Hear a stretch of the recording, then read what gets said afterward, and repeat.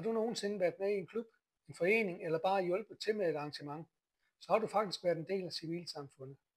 Civilsamfundet, det er alt det, der sker, når folk samles og gør noget sammen, uden at det er kommunen, skolen eller en virksomhed, der bestemmer.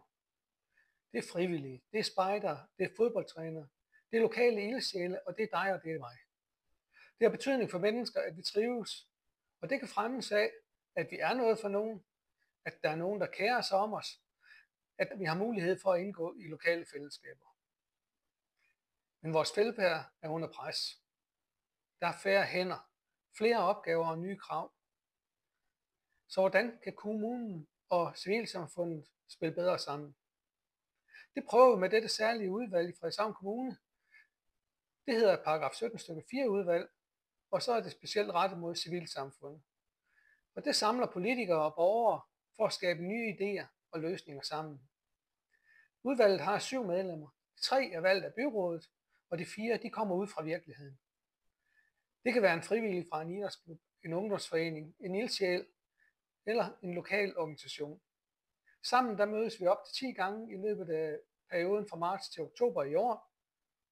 Og det vi skal finde ud af, det er, hvad fungerer godt i dag? Hvad er det, der går galt? Hvad gør andre, som vi kan lære noget af? Hvilke idéer kan blive til konkrete projekter? Og til sidst, så skal vi lave en række anbefalinger til byrådet, som de så kan træffe beslutning om i fremtiden. Hvad er det, vi skal ændre på, for at civilsamfundet kan komme til at fungere endnu bedre? Hvorfor betyder det noget for dig? Det er fordi mange af de ting, som du er en del af i din fritid, i dit fællesskab eller i dit lokalområde, det kunne blive endnu stærkere, hvis vi samarbejder bedre. Måske så har du en idé, som vi kan foreslå til fremtiden. Tænk på, hvad du gerne vil have anderledes, og husk, civilsamfundet er ikke bare noget, andre laver.